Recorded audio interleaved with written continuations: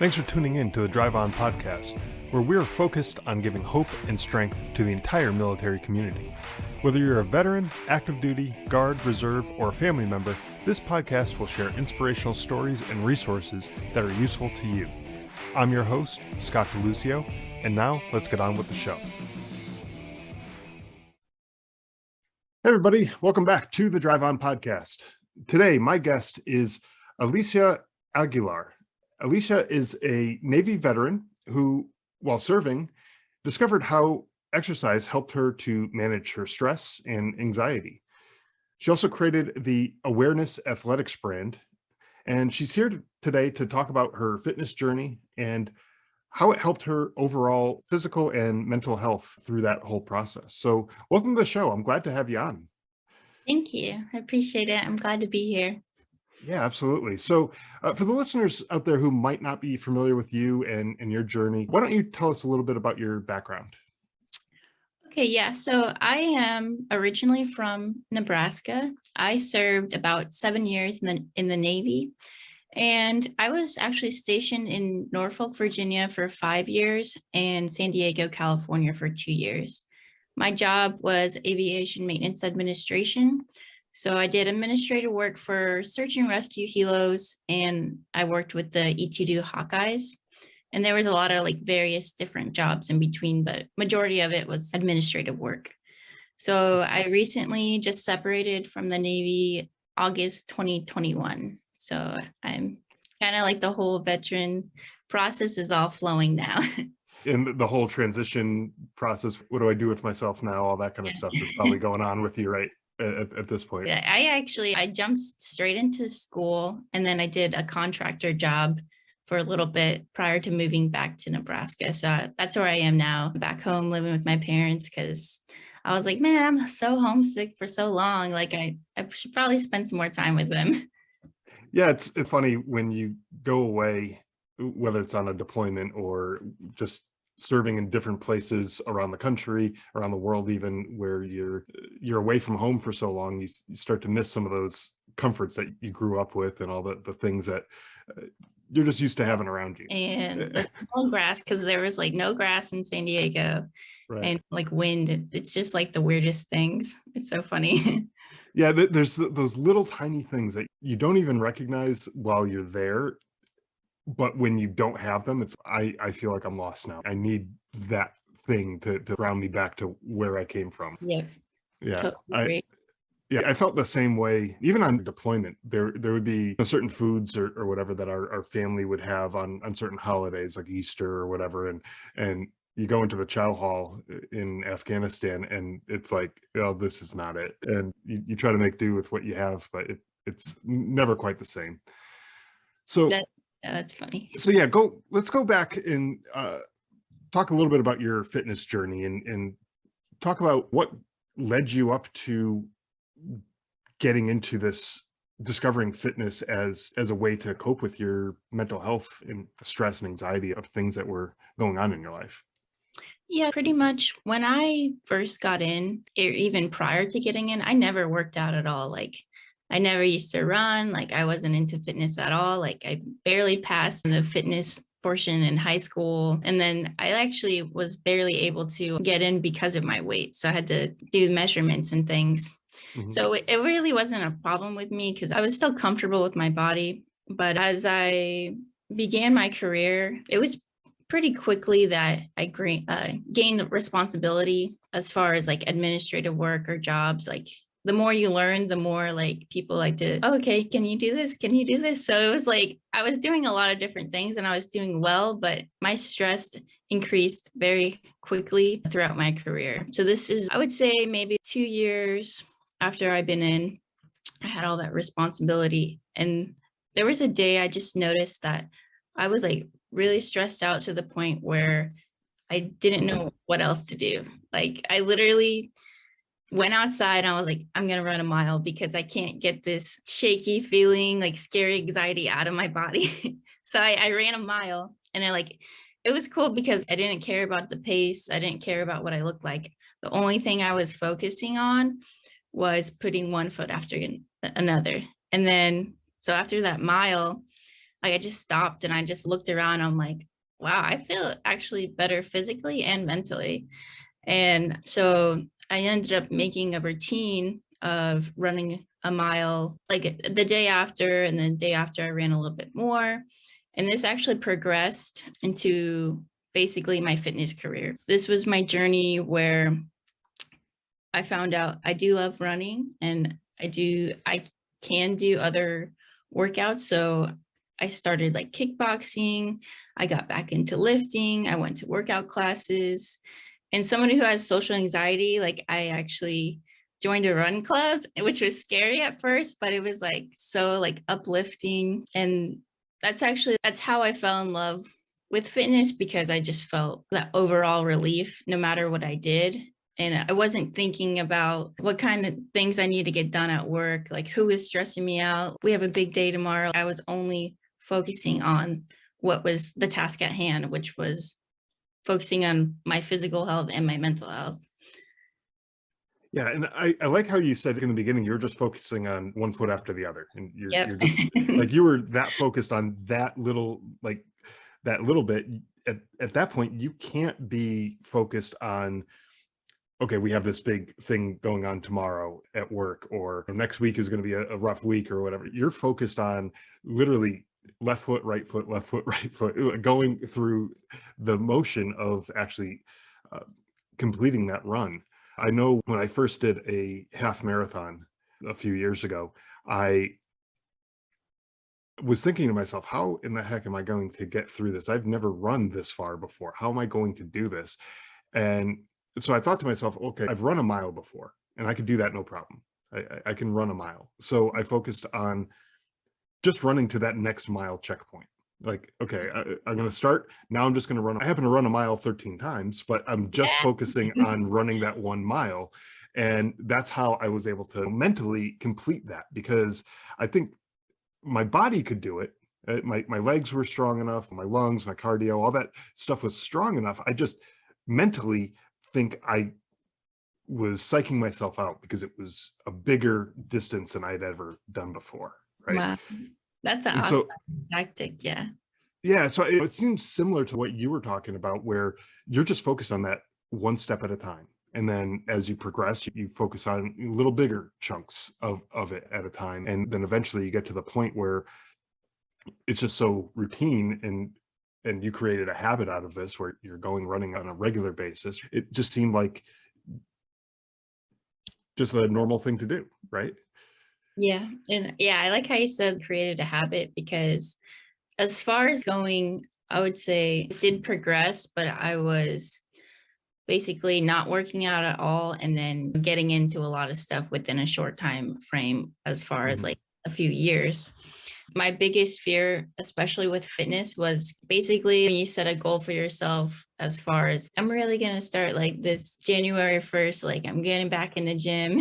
And then that was a big thing for me, because I would think about stuff. What if I don't follow through? What if I slack and I'm not doing everything that a fitness person would do? Because it's hard to categorize yourself as someone who is a fitness guru or anything. Yeah, just focusing on each day and each workout. Like you don't even think about like how consistently you're doing. You're just thinking about how consistently you're feeling better. Well, yeah, and that's a good end result, is that you are consistently starting to feel better and better.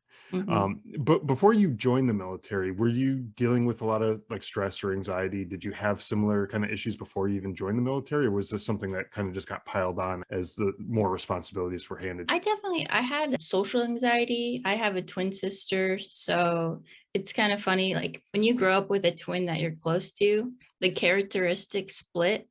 And we didn't realize that until we separated in the military.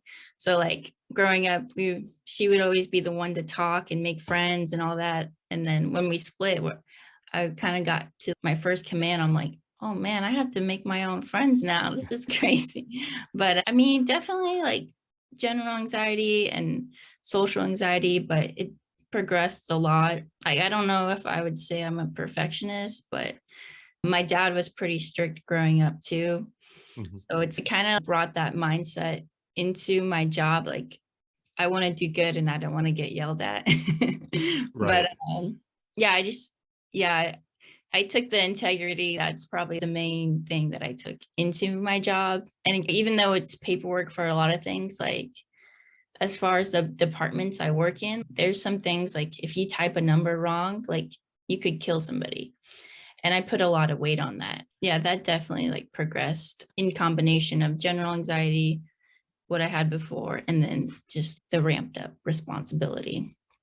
Right. And I think having that connection with your sister, where she was the one who was the seemed like the more outgoing type, that was making all the connections and the friends and all that kind of stuff, that probably almost acted as a crutch, probably growing up, where it's like, okay, well, I don't have to do this because you got your sister here who's going out and doing that for you. And then now all of a sudden you're thrown in the deep end of the pool with very little swimming lessons. And now you have to figure out how to tread water on your own and do all of these things on your own. And that's probably a difficult thing to do when you really hadn't done too much of that on your own growing up, right? Yeah, so there's a book on that. And it's so funny because we didn't even realize how common the like those effects are with twins that are close. So it's called One of the Same. And there's a chapter about when twins like separate and twins make their own friends.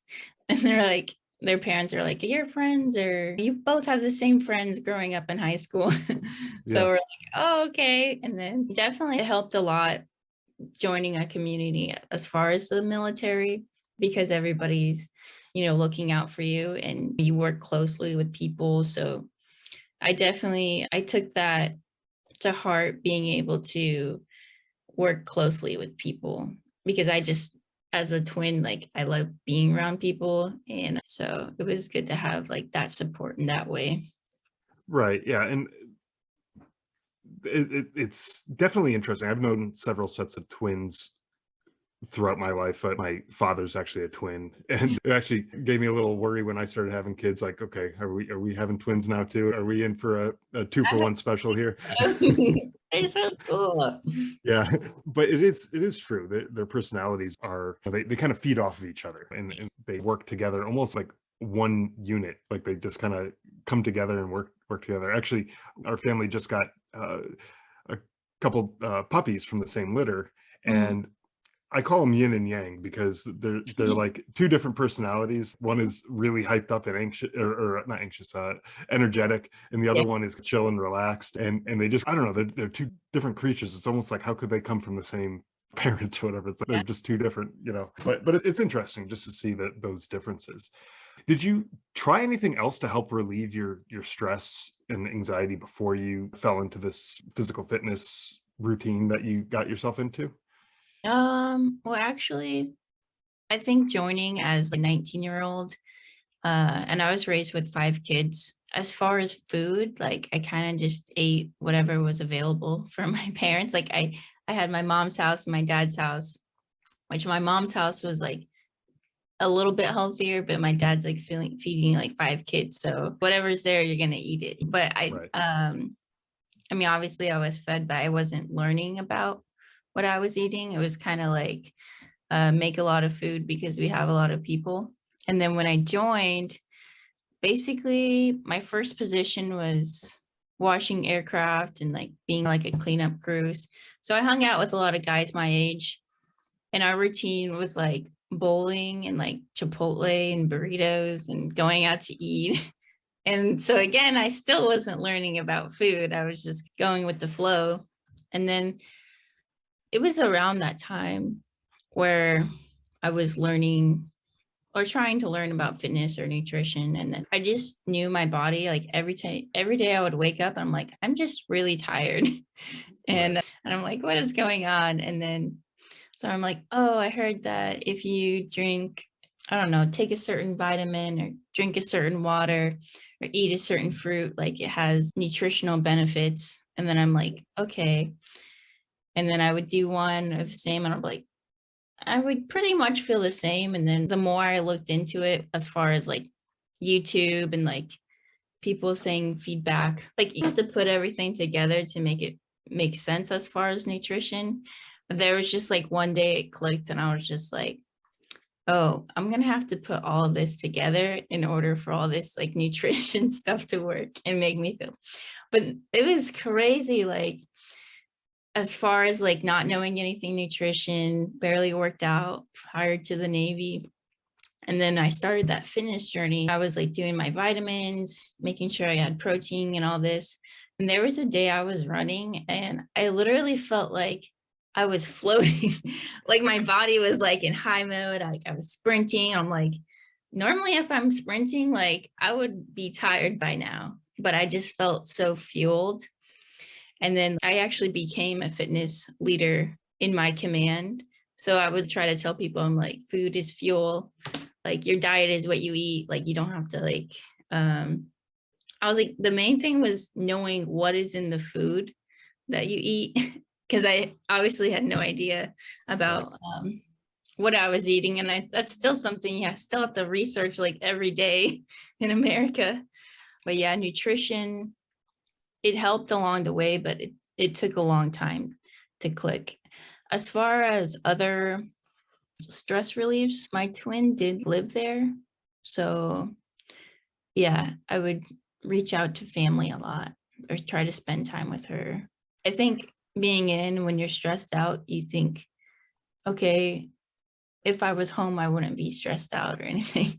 Especially when you had someone who you grew up with, you're so close to, Yeah. that you probably were, even through high school, middle school, elementary school, you were able to probably talk with her about some of the things that might have been bothering you and help each other out that way. But then when you get separated that way, the way the military tends to do with families, uh, you lose that built-in support network, right? And Yeah. that kind of makes it a little harder to, you know, get things off your chest and just get it out there, right? Yeah. Well, and that's funny that you mentioned that because we actually didn't learn to, I guess, say properly communicate until we were older. We were living together in San Diego. But like if something was bothering us, it was kind of like being in the room with somebody helped. I think that's because we grew up with so many people.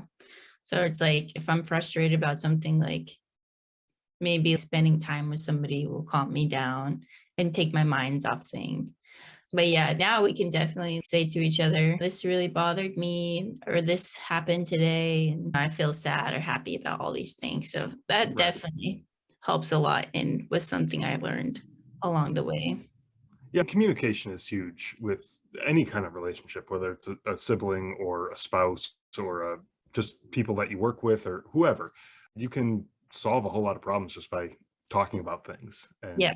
and, uh, at least get on the same page with certain things so that there's not misunderstandings in terms of where people are coming from or what they're dealing with in their day to day. If you came home and you just kind of blew up at your sister or whatever, and you started just ripping her head off because you had a bad day at work, but you didn't communicate that to her, then she'd be like, well, what the hell, like Yeah. where is this coming from, right? But if you open up and you talk about that and say, hey, kind of had a rough day, mind if I tell you about it for 5 minutes or whatever, at least you'll know where you're coming from when you start acting a little strange, right? Yeah. So, communication is it's a big thing. It really is, and I think that's a good first step for people who are out there who are dealing with stress in their lives or anxiety. Talk about it with someone. Find somebody that you can trust, that you can talk to, and yeah, all the fitness and the eating right and exercise, all that stuff is really important too. But just learning how to release some of that stuff in a healthy way Yeah. is probably important too. So how is your stress and anxiety levels now, like after you've discovered how to manage all of this stuff? Um, well, it's definitely gone down a lot after I'm out of the military. Yeah. Well, Uh, yeah, for sure. I can imagine that the lack of those military responsibilities definitely help out. but even with that, I guess, like you said, like being able to like confrontation was never a thing with my family growing up. Mhm. And like my early career, it was kind of like do what you're told and you can get this done. So it's like a busy bee all the time. But Right. after like I checked into my second command, it was a lot busier than my first command, but I worked with people and I learned for myself if there was something wrong, speak about it now instead of later. Like if something wasn't communicated right, like I learned to take a step back and be like, okay, this is our issue, but this person doesn't know how to do it, or we need to train somebody. And those kinds of things are so much more helpful, especially while you're in the military, because for example, say my supervisor was mad, like, why isn't all this stuff done? Why are we behind on all these things? But it's like when you point out things that are an issue prior to them, you know, exploding or people exploding because things aren't done, then it really helps a lot. And there's always days like with work where I worked or with family where you like get a little frustrated and you like snap at somebody. Hmm. Hmm. But it's like a really big thing that I learned is having that awareness of how I reacted, like how it probably made them feel, like why was I upset about that? And then just like calming down and stepping back and like just clearing the air as far as I'm sorry I reacted that way. I was actually upset about this. And then like you said, like the communication, people are like, okay, well, that makes a lot more sense and I feel better now. So Right. like as far as just being able to tell people how I feel and just clear the air, like if I'm having a day where I don't feel very happy or like in a really positive mood, because my family's pretty positive. Like I'm gonna be upfront, I'm gonna say like I'm having an off day or I'm really stressed about school, and that helps a lot. So people around you are more understanding rather than like what's our problem or what's going on there. Right, right. Yeah, and Uh, I like how you were saying too about if there's a problem at work and there's something that you see that's gonna cause you to not be able to hit your goals or whatever, finish everything that you're supposed to do. If you bring that up beforehand, uh, then at least whoever's in charge is going to be like, okay, well, we have a reason, or maybe they have a way to work around that problem or fix that problem so it's no longer a problem, and it helps you get that thing done. But at least if there's no way to work around it, at least they know. And so then you're not dealing with the stress of being yelled at and whatever, because they're like, okay, well, you brought this up to me. There's nothing we can do about it. yeah. It's just a situation that we're dealing with here, and we have to make do the best we can. But at least you're not adding on top of that stress. So not only is there the stress of, okay, I'm not going to make this deadline, but then also the stress of being yelled at for not being able to make the Yeah. deadline. Like that just adds more crap on top of it. So if you could just communicate that beforehand, it probably will help the situation and make it not quite as stressful. So I like how you brought that up as well. So let's talk about your brand, Awareness Athletics. Why did you decide to create this brand? And also, I think I should mention for the listeners, the awareness word in that is spelled with the word wear, as in the clothing that you wear. So Awearness. But I guess what prompted you to create the brand and get that brand out there? Yeah, so thank you for pointing that out about how to spell it. I always tell people that when I'm telling them about the brand. But yeah, so basically, I would say maybe about like my 5 year mark in my command after starting that fitness journey. I was a fitness leader, but I also lost like about 30 pounds in that time frame of being at that first command. But I noticed that when people would check in and I would set them up or take them to like a fitness class or help them with their weigh-ins and things, they would always say to me, "Oh, this is so easy for you. Like you've always been into fitness, or you're just a fit girl." And I'm like, "Wait, what? That's not the case." Yeah. And I remember searching online during that time. I'm like, I wish there was like a shirt that just said like why I work out. It's not just for my physical, it's not about how I look. Like there's more to it than that. And I just remember I couldn't find anything at all. And I'm like, what? This is when 2000. 18 when like mental health was slowly on the rise as far as social media. But Right. yeah, so I couldn't find anything at all. And I'm like, this is crazy. So I get to California and I'm still like occasionally thinking about that shirt. I haven't had any free time to do anything about it. So one day I decided, I'm like, oh, screw it. I'm just going to create something online and wear it for myself. And that way at least I have it. So I Hmm. created this shirt that says I work out for my mental health. And once I received it, I posted it on my social media and I had 8 people comment like, this is so awesome. Man, I support this all the way. I can relate to this. And I'm like, wow, this is a lot of people. Like, I just wanted this for myself because, I felt misunderstood. And that just really gave me the idea of, okay, this could actually become something. During that time, I was actually like starting like a bodybuilding competition. So I was around a lot of bodybuilders, a lot of people who consistently work out and were just like really into fitness.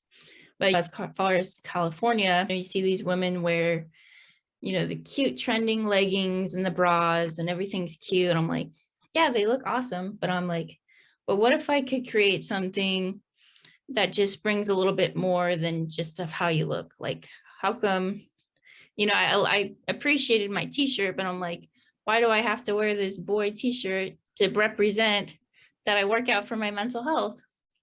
And so that just gave me an idea to like, okay, I'm going to start my own collection. I'm going to put this on paper because first of all, I support mental health awareness.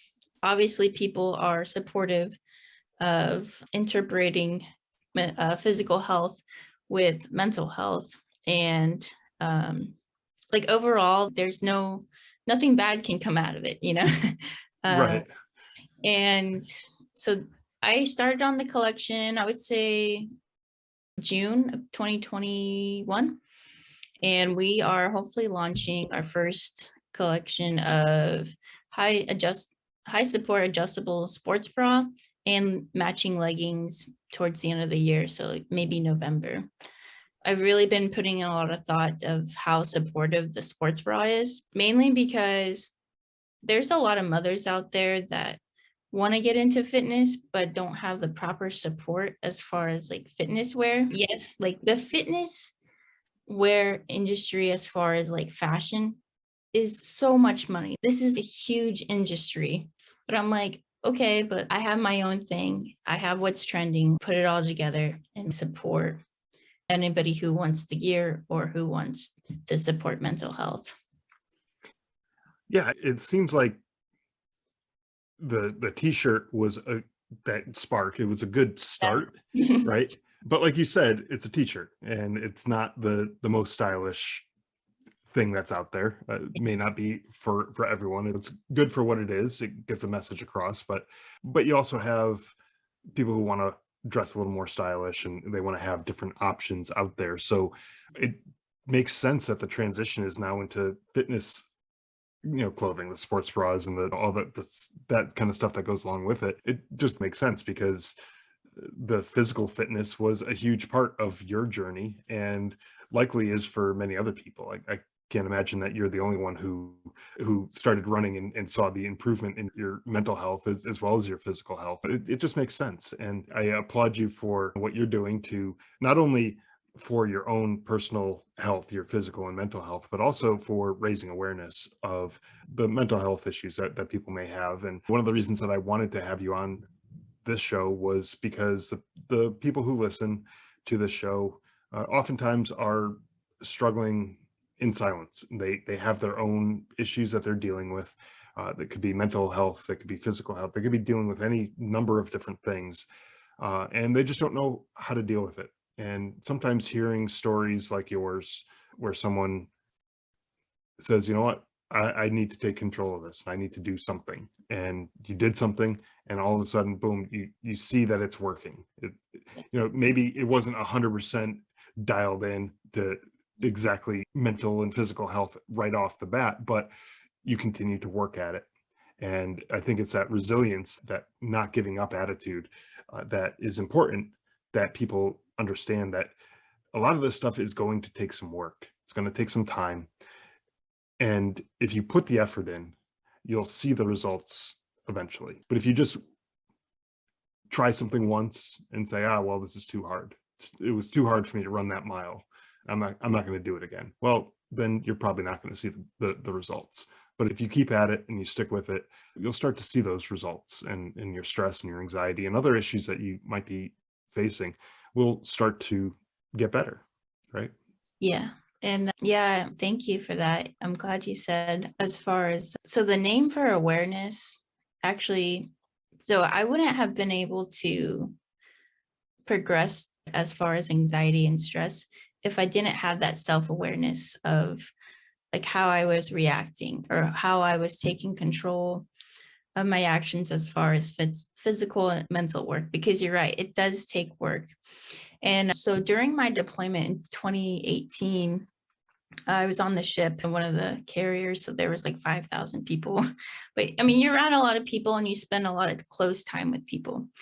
And I was pretty active on getting started to help out with mental health and just trying to get more involved. So we would do like mental health lectures of like tips of what you don't know, how can you help somebody or how can you help yourself? And that it takes a lot of work as much as we want to like help everybody we know that's struggling as far as like mentally. Like I want to be that best friend that's going to listen to you no matter what.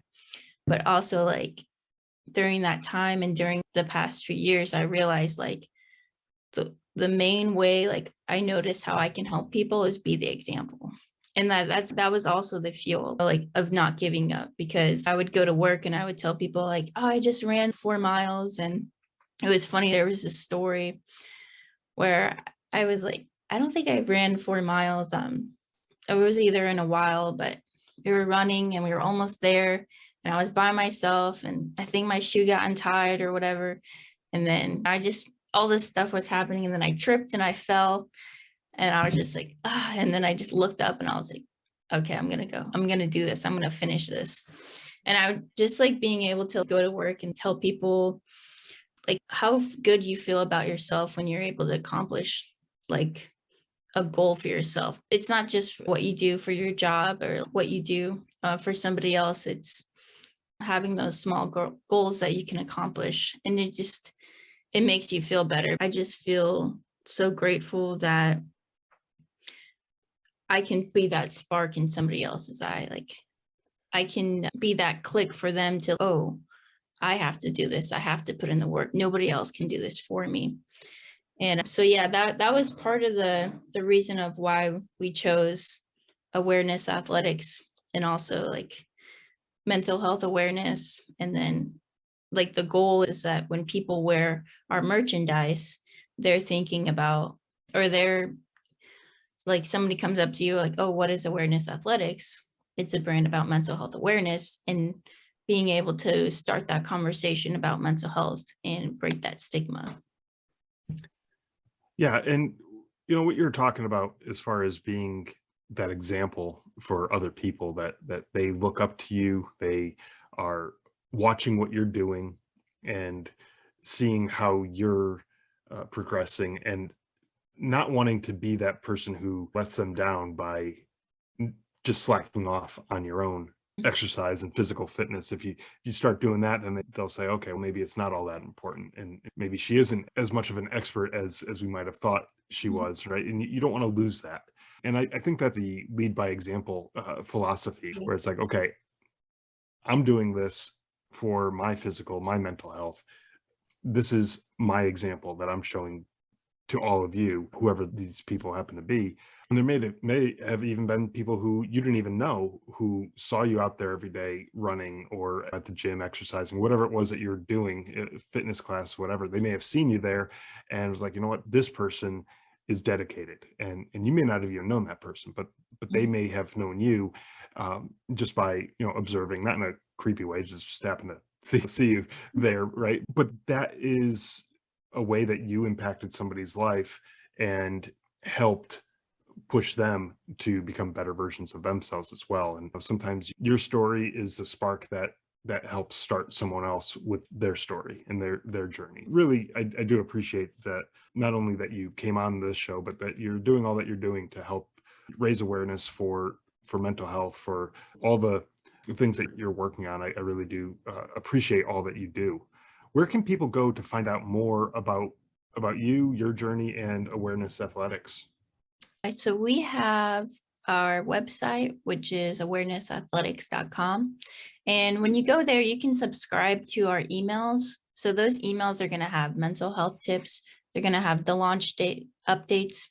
And they're also going to have any updates as far as sales or information of what we're working on or events in the community. We have our Instagram, Awearness Athletics. We post reels, merchandise photos, and just as far as like connecting with the community, we really use Instagram a lot. Also Facebook and TikTok. We're just recently getting on TikTok. It's so hard to like do those videos and stuff, but thankfully yesterday I just hired a marketing team. So Oh, excellent. yeah, so there's a lot of like reels as far as short stories of expressing like how what you're doing physically can help you mentally and just along those lines.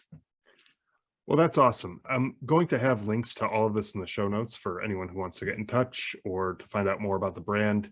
Check it out. Go to the website, go to their social media, follow, like, share, do all the things that you do on the social media, different platforms, and check them out. And definitely support Awearness Athletics. I think it's a great brand, great message, and go check it out. So thank you again for coming on and joining us today and sharing your story. I think it was definitely a great story, showing people the way that you went from the stress and anxiety in your life and how you found a healthy way to manage that. I really do appreciate you coming on and sharing that.